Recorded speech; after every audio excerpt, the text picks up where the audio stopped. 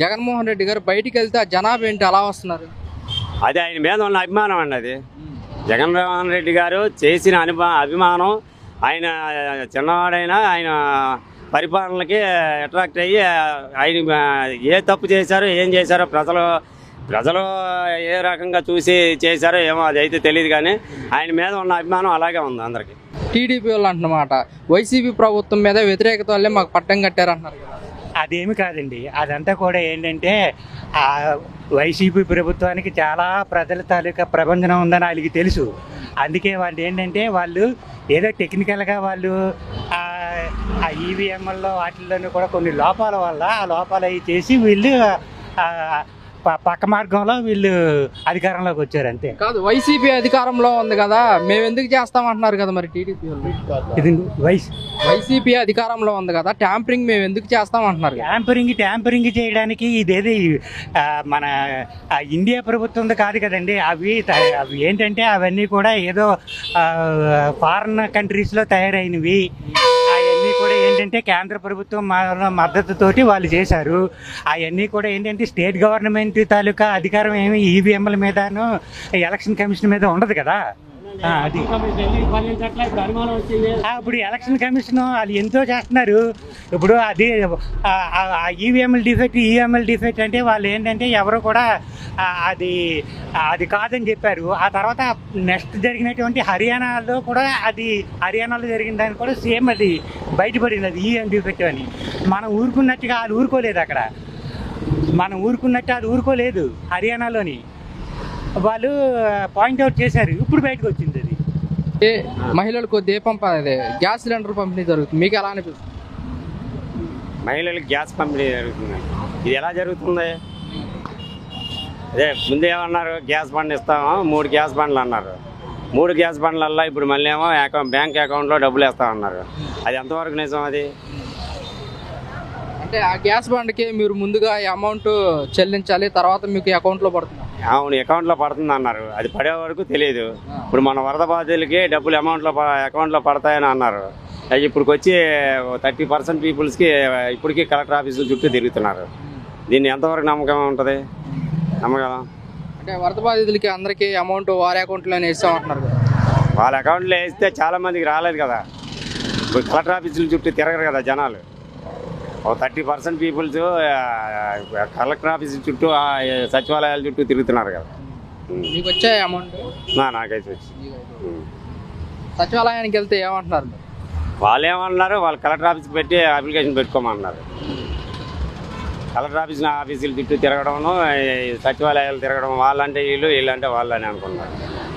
మరి గ్యాస్ బండ్లు మీరు బుక్ చేసుకున్నారా? నాకైతే గ్యాస్ బండ్ లేదండి, రాలేదు. మాకు గ్యాస్ అంటే గ్యాస్ కనెక్షన్ లేదు. ఉన్నట్టుగా చెప్పాలి కదా ఫ్యాక్టరీగా. చంద్రబాబు నాయుడు గారు ఎన్నికల ప్రచారాల్లో ప్రతి ఇంటికి ప్రతి మహిళ గ్యాస్ బండ్ ఇస్తా ఉన్నారు. ఇప్పుడేమో దీపం పథకం అన్నాక కొంతమంది పబ్లిక్ కామెంట్ చేస్తారు.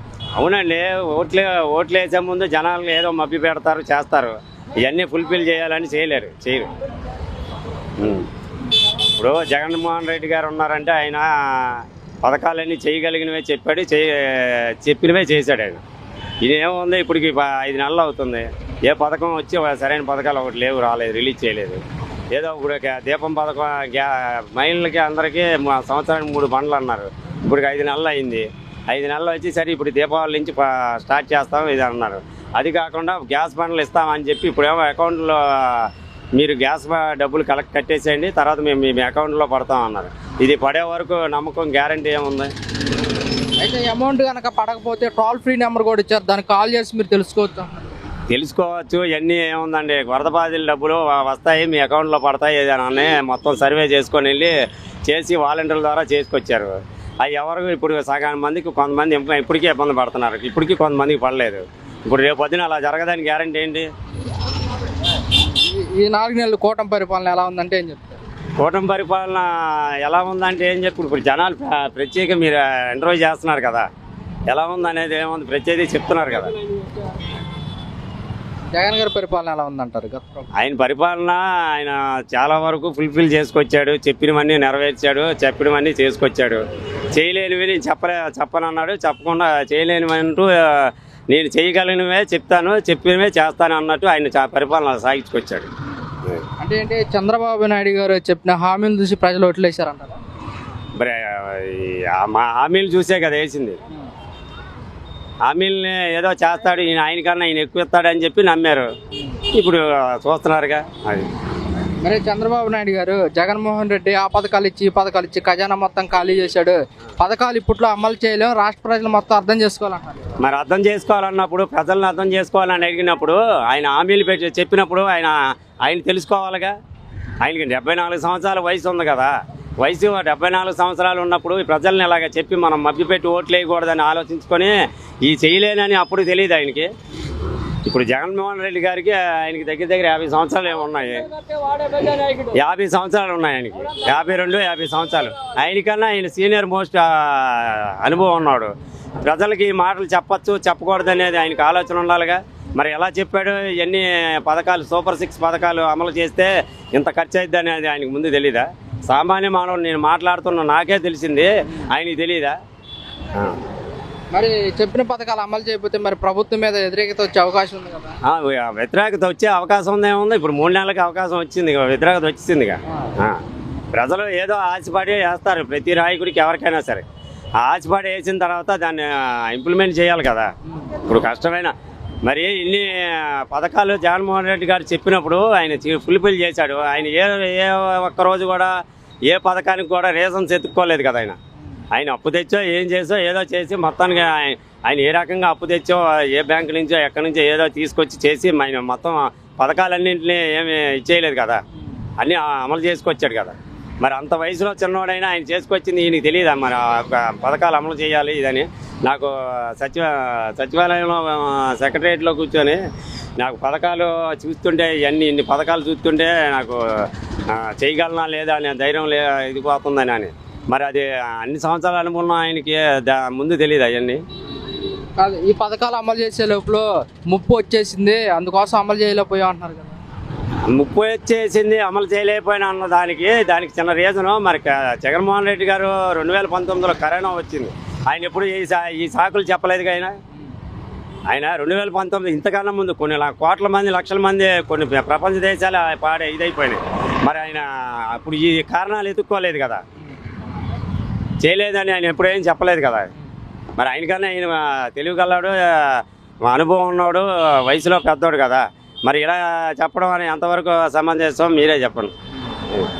కాదండి, చంద్రబాబు నాయుడు గారు పేదవారిని కూడా ధనికులు చేస్తామని కూడా చెప్తున్నారు. చేస్తున్నాడుగా, ఇప్పుడు ధనికులు చేస్తున్నాడుగా. టమాటా 40 రూపాయలు, బెండకాయలు 60 రూపాయలు, వంకాయలు 60 రూపాయలు, ఉల్లిపాయలు 60 రూపాయలు, పామాయిల్ ప్యాకెట్ 135 రూపాయలు ధనికులు చేస్తున్నారు. కూటమి ప్రభుత్వం వస్తే నిత్యావసర ధరలు మొత్తం తగ్గిస్తామని చెప్పి తగ్గినాయి కదండి. ఇంతవరకు పామాయిల్ ప్యాకెట్ 130 రూపాయలు ఉండేది, 190 రూపాయలు ఉండేది, 130 అయింది కదా, తగ్గింది కదా. అది వైసీపీ అంటున్నమాట, మా ప్రభుత్వం కనుక అధికారంలో వస్తే మహిళలకు చేయూత కానివ్వండి, పిల్లలకు అమ్మఒడి కానివ్వండి, ఎలాంటి పథకాలు మేము వేసేవాళ్ళం అంటున్నారు. అవును, వేశారు. అది 100% వేశారు. అది 100% ఎలిజిబుల్ పర్సన్ అయితే ప్రతి ఒక్క ఎలిజిబుల్ పర్సన్కి వేశారు. ఆయన పరిపాలన వయసులో చిన్నవాడైనా, ఆయన కష్టమైనా నష్టమైనా దాన్ని చెప్పిన మాట ప్రకారం కట్టుబడి చేశాడు, అంతా బాగానే చేసుకొచ్చాడు. ఇక మందు అనేది, ఇసుక అనేది ఏంటంటే ఆయన మద్యపానానికి అలవాటు పడిన వాళ్ళు మానిపించాలని చెప్పి ఆయన ఆ ఉద్దేశంతోనే మందులు పెంచాడు, ఆ రకంగానే చేసుకొచ్చాడు.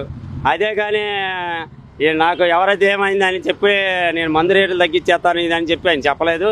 ఆ అన్నమాట ప్రకారమే మందుని ఇచ్చేసాడు. అదే ప్రజల్లో వ్యతిరేకత వచ్చింది అనేది అది వాస్తవం కాదు. అది కొంతమందికి మందు అలవాటు ఉన్న వాళ్ళే వాళ్ళు దాన్ని వ్యతిరేకించారు, కానీ ఏం లేదు.